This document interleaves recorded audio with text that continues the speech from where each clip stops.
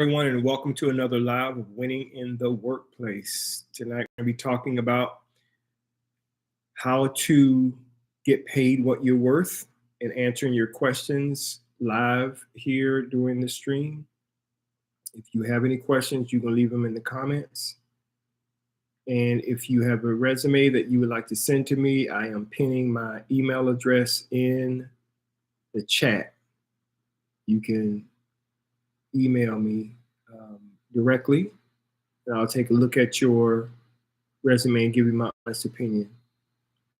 So we're going to start calling these Winning in the Workplace live streams, Winning in the Workplace. And tonight, again, we're talking about, come on, I'll be nice to me. And tonight we're talking about how you can win in your job interviews. I have another resource that is going to be coming your way in about a week. It's 10 keys to increasing your value and boosting your career. That'll be coming to you in another week. So I'm inspired to put that resource together for you.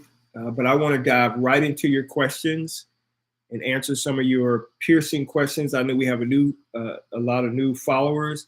And by the way, I want to say thank you to everyone. We have reached over 100,000 followers on Instagram. So big shout out and a round of applause to all of the new followers. Welcome, welcome, welcome. For those of you who don't know me, if this is your first time, I am Daniel. A lot of people call me Coach Daniel. I have been a talent acquisition HR pro for 35 years. My specialty in human resources is I am a talent acquisition recruiter, manager, director, leader, and I have built and designed many processes to finding, screening, evaluating candidates, eliminating turnover.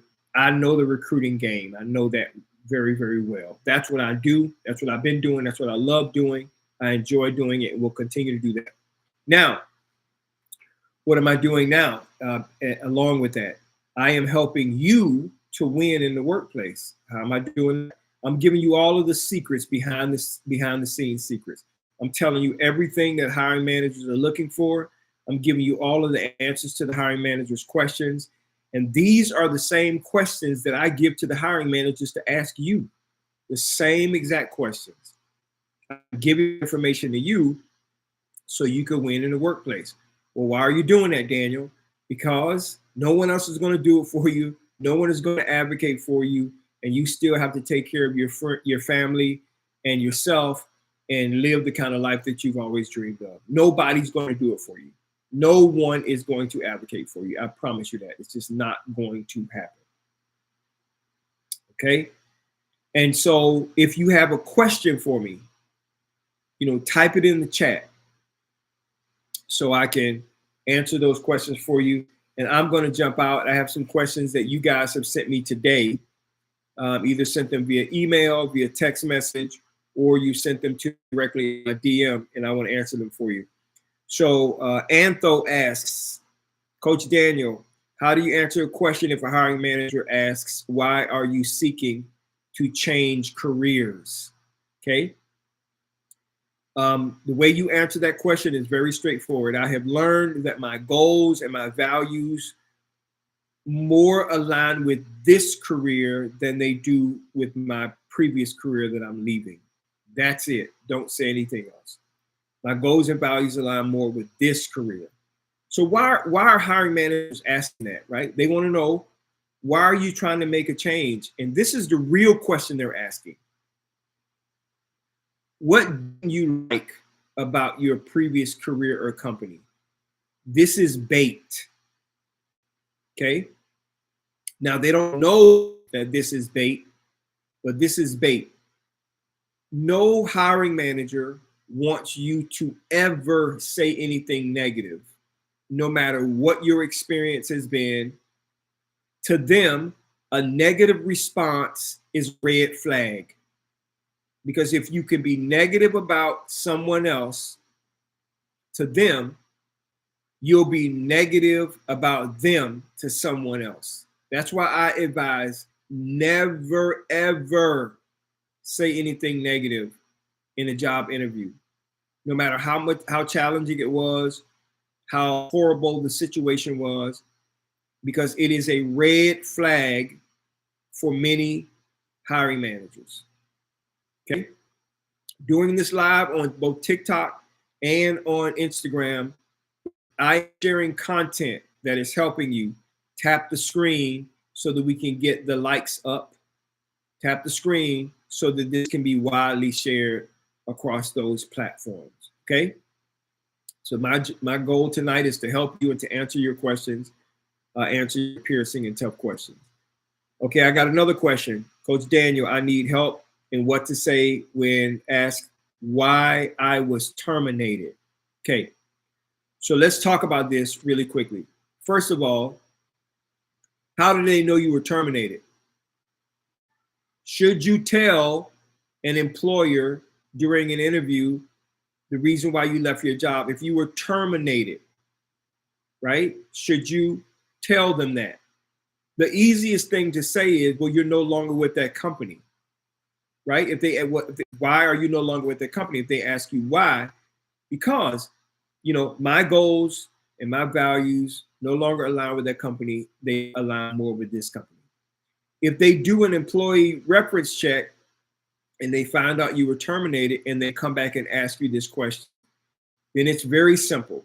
Number one, you acknowledge the mistake. Yeah, I was terminated. I made a mistake. That's the first thing. I made this mistake.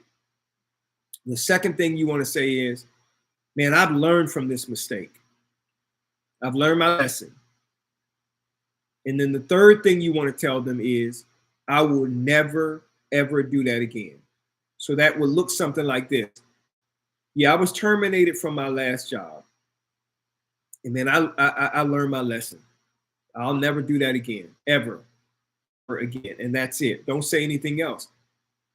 Why are they asking that question? Well, they want to be remorseful. They want to know if this is a habit, if this is something that you're going to continuously do, and if it's something that they need to worry about. Termination from a previous job can be a red flag as well, but you can turn that into something else, right? Yes, I was terminated, but man, I'm telling you, I learned my lesson, and that will never, ever, ever, ever happen again in my career. People get terminated all the time. They may have been terminated from their job. That happens, right? Something happens and maybe you make a mistake or you do something that you're not supposed to do. People get terminated. It's not a career ending thing. How you handle it in an interview will determine whether or not a hiring manager wants to continue to go forward with you. So just admit that you made a mistake, that you learned from that mistake, and that you're never going to do it again. If you can answer it that way, you're going to be fine. Okay. I'm sharing also again tonight from my guide, how to get paid what you're worth. And I promise you tonight, I'm going to get through this part of it. How do you determine what you're worth? Okay. Number one, there is a tool that we use in talent acquisition that helps us to determine how to position pay in the market. Okay. So if a manager came to me today and said, Dan, we have a new position that we want to fill. We've never filled it in this company before. And we need your help determining what the pay range is for that position. Okay, let's say I get that request. I get an email. So then I'll go and sit down with the hiring manager and I'll work out all of the particulars. And then this is what I do. Write this down or listen to this on the replay. The first thing I do is I will go to Glassdoor, Google, and Indeed.com. Okay, and I will type in that position or position type, right? There's some kind of position, if it's a support position, administrative position, sales position, and executive position, whatever that position is. I will go to Google, Glassdoor, or Indeed, and I will type in that position type.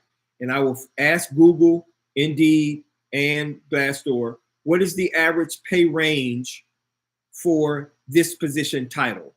Okay, that's what I'll type in. and it'll spit back some numbers to me. Now I use 3 sources because I want to see if they're about the same. Okay. What is the pay range for that position in the Dallas-Fort Worth area, or the Atlanta area, or Chicago, or Los Angeles? What is the pay range for this particular position?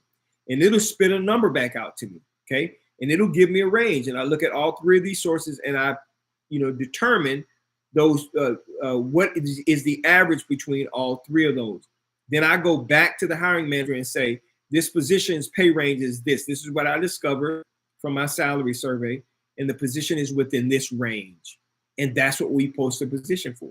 Once we get approval that we can pay within that range, then we go out and we take it to the market, to you, to let you know about this position so that we can start getting candidates in the door. Now, guess what? You could do the same thing. You could do the exact same thing. If a position has pay posted, you can go check to see if they are high, low, or medium. It doesn't mean you shouldn't apply, but what it means is you should have that information at the ready when you go into an organization. It's available to you. Okay? So you Google it, Indeed it, or Glassdoor it, and when you walk into that meeting, and once they love you, right, and you get offer phase, if the number is not what it's supposed to be, you have something, some data to share with that hiring manager, because they should be getting the same information from the same place I got it from, or they're getting that data from the place that I got it from. Okay, hiring managers don't go out and do salary surveys. They don't do that. They rely on human resources, more specifically the talent acquisition arm, to get that information for them. I'm the one that helps to build the job descriptions and the pay ranges for them. So I'm telling you, you should have that exact same information. In my guide, What You Should Know Before You Go, it tells you where to go and get this information so you can have that information before you go to a job interview. Salary and pay should never, ever be a difficult thing to negotiate. Because you know what your skill is, you know what your experience is, you know what the pay is, you know the market, you know all of those things. So you can then tell them, well, based on my skill and my ability to solve this problem for you, this is what I'm asking for. And it should fall within that range. Okay.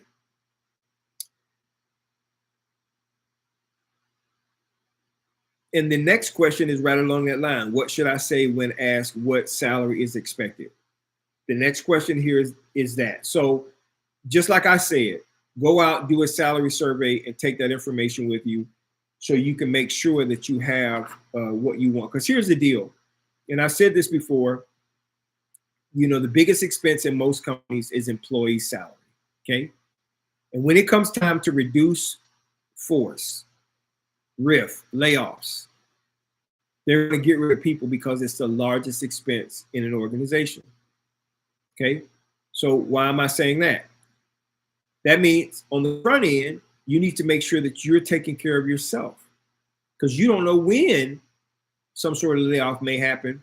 If some mistake is made by some senior executive, some dumb financial mistake, or the company loses money and they want to survive, they're going to cut costs.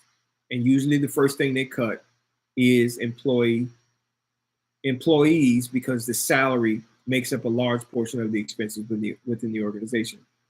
So on the front end, you have to make sure that you are maximizing what you're getting in pay. You have to do that. You cannot rely on anybody else to do it for you. You have to make sure that you're doing it for yourself.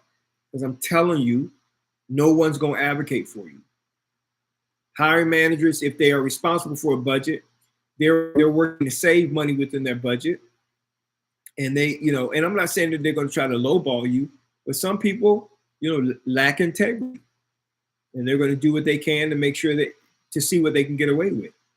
And from a talent acquisition and HR perspective, one of my responsibilities is to make sure that didn't happen for you. If we say this is the range, We need to stay within the range for pay equity reasons. Okay. If you have a question, leave it in the comment section. Okay. I've pinned my email in the chat for Instagram. If you have a resume and you are like, you know what, my resume needs to be worked on, I need to getting responses when I apply to jobs, it's usually because the resume is not appealing. It is, and what do I mean it's not appealing? When a recruiter or a hiring manager looks at your resume, within the first few seconds, they cannot tell what you are an expert at. You're listing your there's a distinction here. I want everybody to understand and lean into your devices. I want you to hear this. You are listing your experience, the work you've done. What I want to see you list is your expertise. What are you an expert at? Well, how do I define expertise? It is a thing that you can do with your hands tied behind your back with your eyes closed. That is your area of expertise, and it should be listed on your resume. Okay? That's how you determine your expertise. What can I do? You ask yourself that question. What can I do professionally with my eyes closed and my hands behind my back? I don't need anybody to show me how to do it. I know exactly how to do it. That is what you are an expert at. And that's what recruiters need to see the second they look at your resume, which is why I have you do a captivating headline, list your summary of accomplishments in those other sections right after that. You have to have that on your resume. If you don't, then what you're doing is you're making a recruiter dig through your resume. I was going to use another term. You're making them dig through your resume to uncover what you're an expert at. And that puts you behind the 8 ball. I would much rather see what you are an expert at from looking at your resume in the first couple of seconds than to have to dig through, potentially call you and get clarification on some of the stuff that you have on your resume. So if you position your resume the way that I'm telling you to position it, number one, it goes into the ATS properly, the applicant tracking system. It uploads to LinkedIn, uploads to Indeed and ZipRecruiter the proper way. And when your profile is looked at on those platforms, LinkedIn, ZipRecruiter, and Indeed.com and other job boards, it is parsed in correctly so hiring managers can see exactly what your skill, experience, education, and background are. Some people lead with the wrong things, right? Some people lead with their education.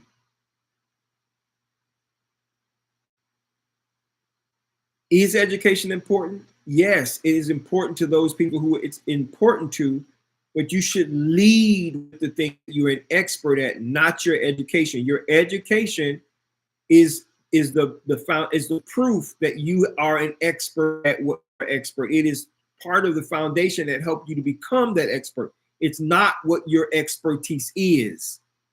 Okay? So you need to make sure that you pinpoint that on your resume. If you have not done that or don't know how to do that, there's if you can go to the link in my profile and get the winning resume template. It's a guide that'll tell you exactly how to do your resume, and you can see an example of what it should look like. And every person that has gotten that template and sent their resume back to me, it's night and day different. Okay, so Lorenzo say, what should my first job be as a 16-year-old? So thank you so much for asking me that question, Lorenzo, on Instagram. As a 16-year-old, you are just trying to gain some sort of experience. So let me tell you what I advise, okay? So there are some skills that you will use in the workplace for the rest of your life, from 16 all the way until you're 600 years old. Customer service. You will use that. So if you can find a job that allows you to do customer service, that would be great. Okay. Sales. the ability to help someone buy something from you. Okay. So sales, selling, positioning a solution to meet somebody's need. You can always do that. Okay. And I'm going to talk to you the types of jobs that you can actually do as a 16-year-old. All right. Leadership. Okay. You want to find a position that allows you to be a leader, right? Lead by example, lead people, teach, train, and develop others. These are skills that are transferable. You will use them for the rest of your life. Okay. So customer service, sales, some position that has leadership, and then some sort of service-based position where you are actually providing a service to somebody else. Okay. And that could be a lot of different things. Let me give you an example of one that may be not traditional. You can be a person who goes to cut a person's lawn. Okay. So if you have a lawnmower, you want to start a business, you want to start making money. If you're going to cut people's grass, you're going to have to sell them on your service. Okay. You're going to have to meet their need from a customer service perspective by taking care of them, finding out what they want, how they want it, and making sure they're taken care of. You're going to have to deliver the service, cutting the grass the way they want the grass to be cut. Okay. And you're going to have to sell them on it. So all of those things, sales, service, customer service, those things are leadership. Those things you're going to need. So initially, as a lawn person, you're leading yourself. But maybe you get a bunch of lawns where you start to bring your buddies in to help you. Then you're going to have to teach, train, and develop them how to meet the standard that your lawn service meets. Okay. So it could be lawn service, or it could be retail sales, or it could be fast food at some organization. You just need to find something that allows you to develop those 4 skills that I was talking about as a 16-year-old. The thing you have right now is time, lots of it. And many people are not going to tell you this. So it's not a bad thing to go get a retail sales job or a fast food job. What you need to be doing is figuring out what you're taking from that.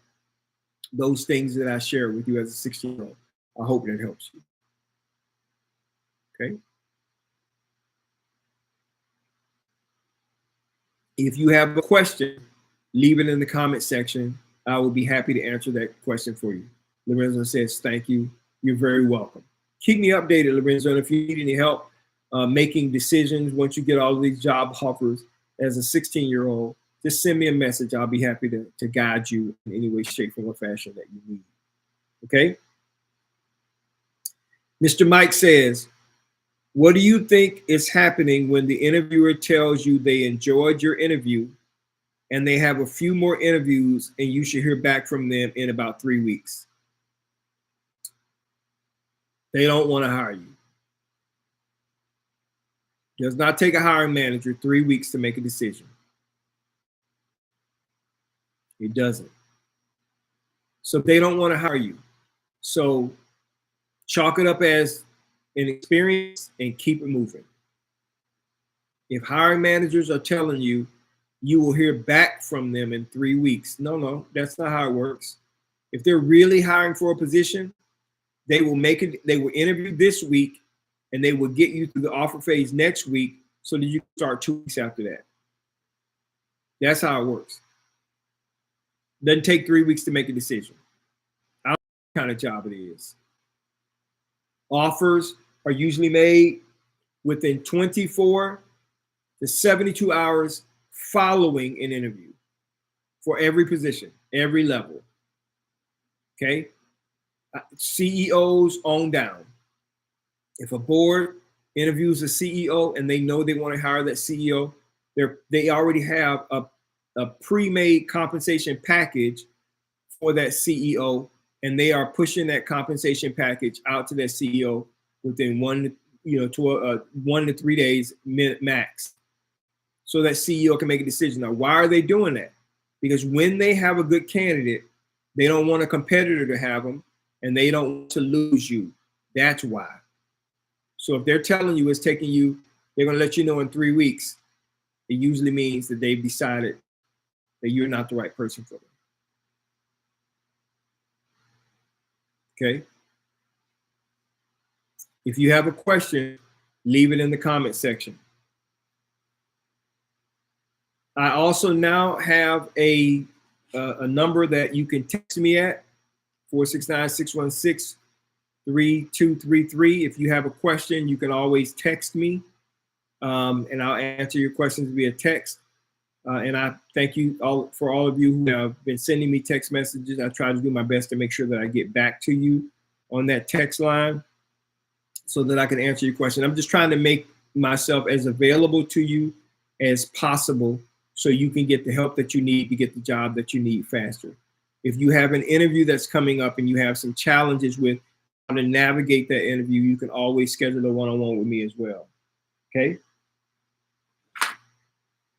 So we talked about the goal of every company, and that is to maximize profits and to minimize expenses. The largest expense in most companies is going to be staff salaries. That's you. That's me. And when they decide to make a change, they usually cut staff salaries, and that could be you, that could be me. So what you need to be doing is equipping yourself to maximize the opportunity from the outset. Okay, take care of you and your family from the very beginning. So there's a guide I have that's called The Best Way to Negotiate Pay. And one of the things that I advise everybody to do, always, whenever you get an offer, you ask for 10% more than what they are offering. Hey, can the company go to this number? You guys are offering this and I thank you. Can the company go to this number? People ask me all the time, well, Dan, will I lose out on an opportunity if I do that? No, you will not. You should not. I know on the back end what companies are able to do with respect to the additional income for you. And typically when I do what we call plotting people based on their experience and ability to solve a problem based on the jobs that they've done in the past, I can justify that 10% by saying, well, this person has done X, Y, and Z. They have this much experience, which means that we can predict that they're going to be this productive going forward. And so you shouldn't be afraid of asking for that extra 10%. You may not get it. You may get it. You may get part of it, but you don't want to leave that money on the table. And the guide shows you exactly how to do that correctly. Okay. So we asked this question before. Is it true a lot of people think you need to give a number to appear smart and decisive in the salary phase? So when a company asks you what kind of money are you looking to make, I always say open. Now, there's a reason why I'm trying to say, why I tell you to say open. Okay. Now, here's the secret behind the secret. Okay. Why do companies want to, okay. Why do hiring managers want to know what kind of money you're looking to make when I have already told them what kind of money you're looking to make? So think about that. From a talent acquisition perspective, in the pre-screen, we try to flush out whether or not you're in the pay range, right? We try to flush that out because I know pay can be a barrier. Okay, so if I have asked that question and provided that information in the pre-screen documentation to the hiring manager, why are they asking you what kind of money you want to make when they already have it right there in front of them? Why are they asking that question? Anybody can answer that. Why do you think they're asking that question? They already know you're within the pay range. Why are they asking? Because pay is a qualifier. And they like you, but they don't want to reveal what they could potentially offer you. Okay? So why do I say, always say I'm open? Or some people have said I'm negotiable. We can negotiate. Why do I say you're open? Here's why. You always want the hiring manager to reveal their hand first. Okay? See, you say I'm open. They're saying I'm impressed with this person. So they may have offered you the middle number, but because they want to secure you, they may offer you the top number, right? Or if they're trying to be disingenuous, they may try to lowball you, but you now have an ability to bring forth data that shows them, no, the pay range is here. And based on my experience, I'm at the top end of that scale, not the bottom end. Okay. So they are trying to get you to reveal your hand first. You never, ever, ever want to reveal your hand first with respect to pay. Ever. Even when it's on an application, let's say you're filling out an application and you have to put in a number on the application. I'm going to give you a simple trick. Okay.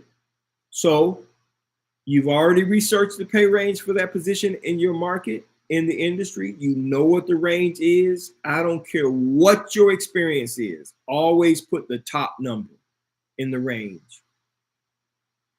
Why do you want to do that? Okay. Because you don't want to disqualify yourself by putting some number that's above what the amount is they've already set. Even though you are going to ask for 10% more on the application, if it does not require you to put a number, meaning you don't have to put digits in there, and it asks you, and some applications will ask you, what is your desired pay? But it doesn't have a number field. It just has an open text box. I always advise people, and I always put, I'm open, just to make sure that box is checked off. I'm open. If it asks me to put a number in the box, and the pay range is, let's say, $80,000 to $90,000 a year, I put $90,000 a year. And you should always put that top number. Not the middle, not the bottom, always the top number, always. How often? Always. Okay, that helps to get your foot in the door so that you can at least have the conversation with the hiring manager and prove to them that you are the person who can solve their problem. Okay? If you have a question, you can leave it in the comment section. I'll be happy to answer that question for you. All right? So I have another person that says, I keep getting to the finals and interviews, but I'm not getting chosen. What do I think the issue is? I think the issue is, in every situation, you are not likable. Now, what do I mean by likable? And if you watch any of my lives, you know that likable to me is defined as your ability to be in a room with somebody for 8 hours a day with no windows. Will that person like you? Okay. Why am I saying this? Dan, they're in their feelings. Yes. Hiring managers are in their feelings about some people. Yes. They're emotional about it. Yes. Well, how do I know? Because whenever a candidate is rejected or denied for a position after they've done an interview with the hiring manager, we always ask the hiring manager, please give us feedback. Why did you not select this person when we can clearly see they have the skill, experience, education, and background to do the job? And they will say something like, well, I just didn't think that person would be a fit.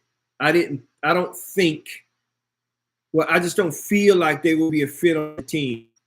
Okay. We can't, from a talent acquisition to HR perspective, we can't combat that. Right. So what I try to do when I learned that about a hiring manager is I try to prepare the candidate for this I think, I feel with this manager. That's why I tell you to give very straightforward and direct short answers.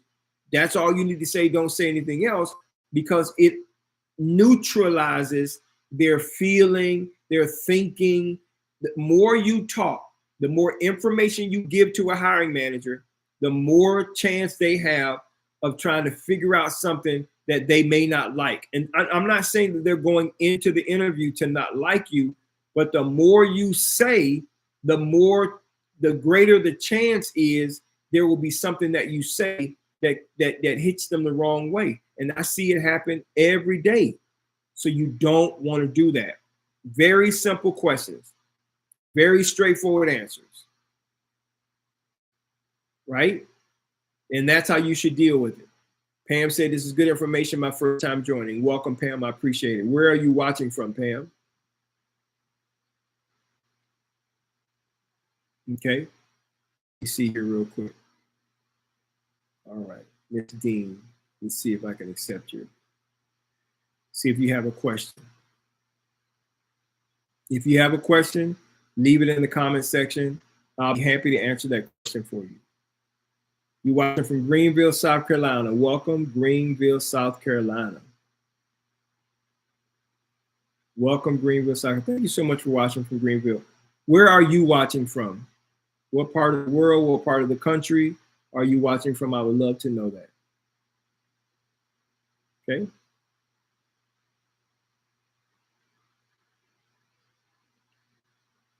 Remember to tap the screen so we can get the likes up. Tap the screen so we can get the likes up. New request, Tasha. All right. Just trying to see if I can have Tasha come on, or someone come on to Instagram Live. Be happy to take your call. Montgomery, Alabama. Where are you watching from? On Instagram, on TikTok. All right, here's another question, or actually a comment. This follower said, I followed your advice on salary and it worked. It does work. It definitely does. Another person says, here's my question. In this day and age, how can I reach a recruiter from applying for a big company? How do I find them and contact them? Any advice will be appreciated. Here's how you do it. So it's very easy to find me, right?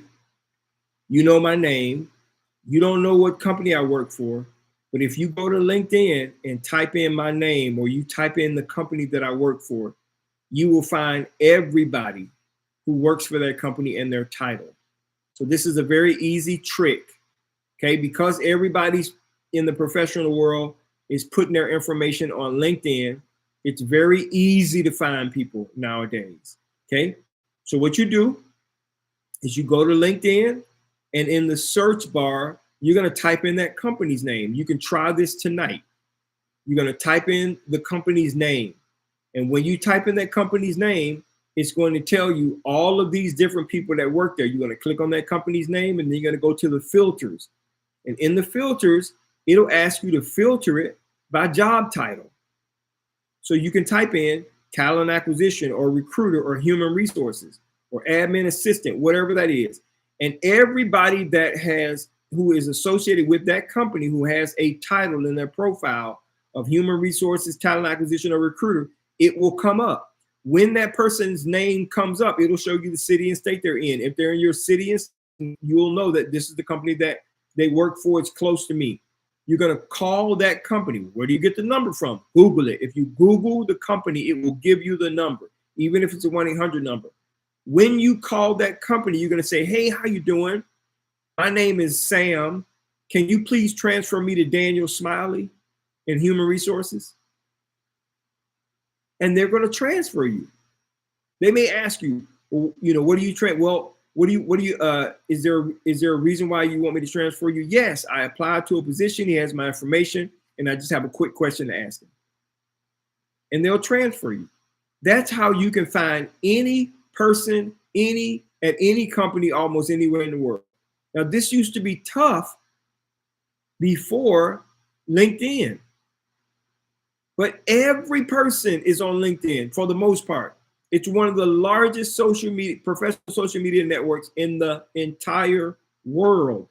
So what you want to do, again, type in the company's name if you have it, city and state if you have it. Go to the filter, type in the person's position title that you're trying to find. Now let me explain to you why I know this works. So I want you to listen to me very carefully. Okay. When I was running a staffing agency, an employment agency, and I owned 2 agencies. Okay. The way that we did sales is we would go to LinkedIn, we would find a position, it was posted somewhere. It could be on, careerbuilder.com, ZipRecruiter, Indeed. We find that position. What we would then do is go to LinkedIn, find that company's name, find the HR person, and send them a direct inbox message. Or we would call them and say, hey, Daniel Smiley with this staffing agency, I know you have this position available. These are the types of people we provide. We'd love to have an opportunity to talk to you about how we can help. Okay? That's how we found people. So I'm telling you to do what I already know works. If you want to find me, you have my name. If you type in my name on LinkedIn, it will tell you exactly where I am. You have a picture of me, you know it. So it'll show you exactly who I am, and you can send me a direct message or you can call the company and ask for me. That's how it works. So there is no reason why you can't find an HR person, a hiring manager, a CEO, CFO, anybody in any company, because 9 times out of 10, they have that information posted on LinkedIn. That's how you find them. So when a person asks me the question, how do you find a recruiter for a big company? That's how you find it. It doesn't matter what company it is. Okay?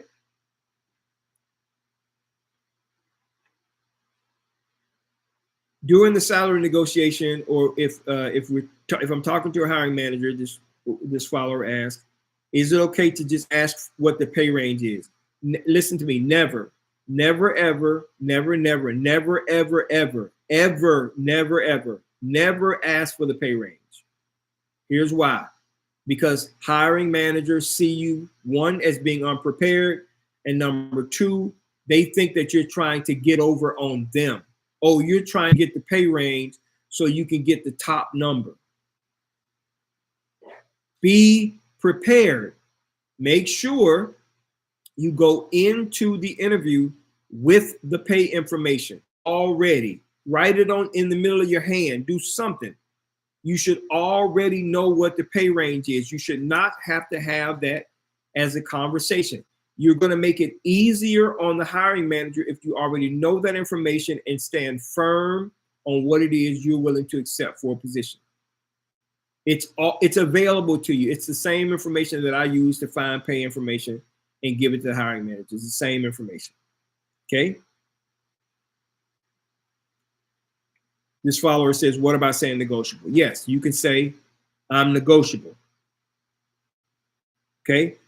I have another follower that says, I've been with the company for 2 years and I would like to ask for a salary increase. How do I do that? So asking for a salary increase. So this keys to increasing your value and boosting your career book that I'm putting together for you guys that should be available next week. It's 10 keys to increasing your value in the workplace and boosting your career. I'm going to, in that guide, in this book, I'm going to talk to you about how you can make sure that you are being paid in line with what the market is. Okay. So if you've been with the company for 2 years and you have not gotten a merit increase, that's an issue. Now, some companies don't do annual merit increases, and that's cool. But the more experience you gain, the more money you should be able to demand, right?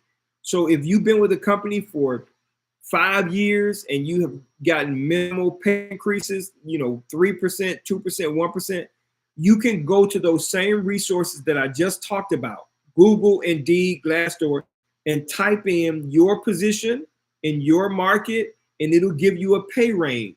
And if you're at the top end of that pay range, but you're not being paid the top end of that pay range, you go to your hiring manager with that data and say, I am requesting a market pay adjustment.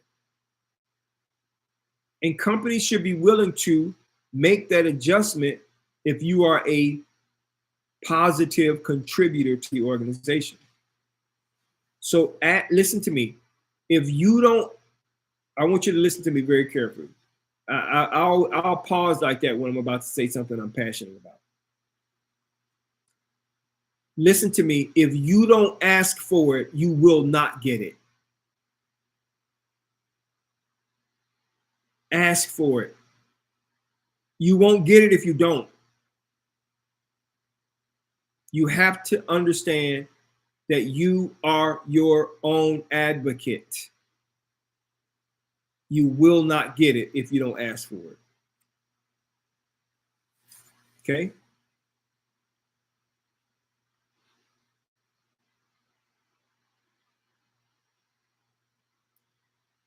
This follower says, is there a script I should use on how to ask them for an interview?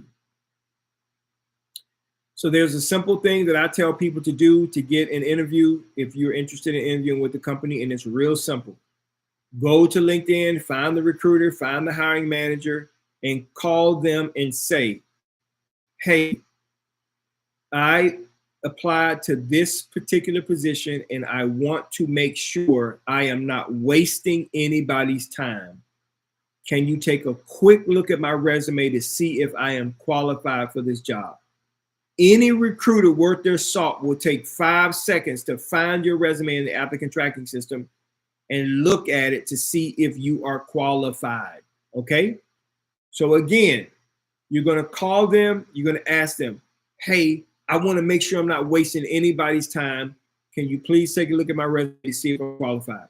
If that hiring manager or recruiter finds your resume and then says to you, yes, you are exactly what we're looking for, your next response, the only response is, great.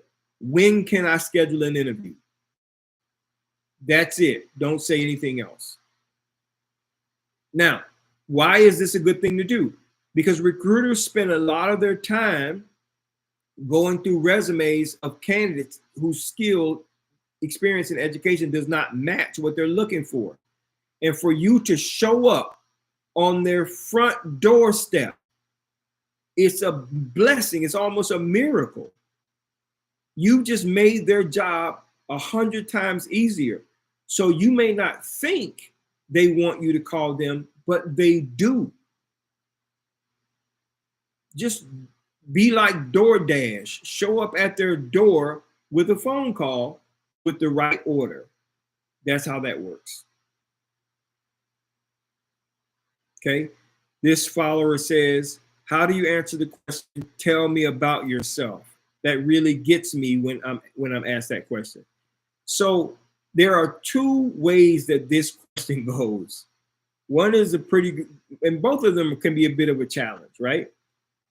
When somebody asks you to tell me about themselves, there are some people who fight the urge to brag, right? They don't want to seem like they're arrogant. So they undersell themselves, okay? And then there are those who are uber confident and they give you all of the business. All my shoe size is 14. My pants size is 33. I'm this tall. I have this degree. I do this and I've gone to this school and I know this person. That's not what they're asking the question for. The truth is, hiring managers don't care about that. They don't care about your personal life. They don't. Okay? When they're asking you to tell me about yourself, this is really what they're saying. Tell me, Dan, tell me, how are you going to help me? That's really what they're saying. What is it about you? What skill do you have that's really going to help me? That's really what they're asking. That's what they want to know. Tell me how. That's why I tell you to answer it in the way that I tell you to answer. Well, I am a hard-working, committed professional who is committed to my manager's goals, vision. I'm here to make your life easier. That's what you need to know about me, right? And that's how you want to answer that question. You want to position it so they understand that your number one goal is to make life easier for them. That's what they really want to know. They don't want to know if you have a cat or a dog or a hamster or goldfish. That's not what they want to know. Okay?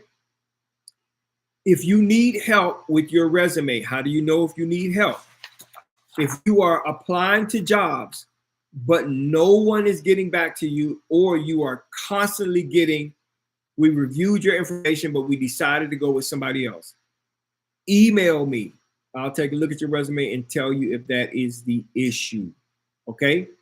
If you are getting interviews, but you are not getting the job, email me. I'll tell you exactly what you need to do. If you are getting interviews, but you are not getting offers, okay? If you are getting interviews and you're getting offers that are lowball, email me. I'll tell you exactly what to do. I have a solution for every one of those issues in my store. So as I say every night, if there's anything I've said tonight that has helped you in any way, it is a light bulb went off in your brain and it has helped you. I'm going to ask you at this time to please consider giving a gift of $10. You can click the link in my profile and simply give $10. Okay? It's easy. If you need help, you can scroll through the store. If you have anxiety and fear of interviewing, I have a guide to help you overcome that. If you need a one-on-one because you have an important interview that's coming up and you really want to nail it, I will be happy to help you with that. If you have a resume that needs to be reworked, you're like, I don't know how to word it, I'll be happy to take care of that for you. I do that for you. Typically takes 3 business days. We get it back to you in great shape, okay? All of these things are available to you. I'm giving you this content for free every single day because I want to help you win in your career, okay? And it starts with you winning in your job interview. Stay tuned. Be on the lookout for 10 keys to increase your value and boost your career. That is coming out. I'm hoping once we get through the process next week, it'll be available to you. But in the meantime, just like I say, after every single live, I am committed to spending the rest of my life helping you get to the next level in yours.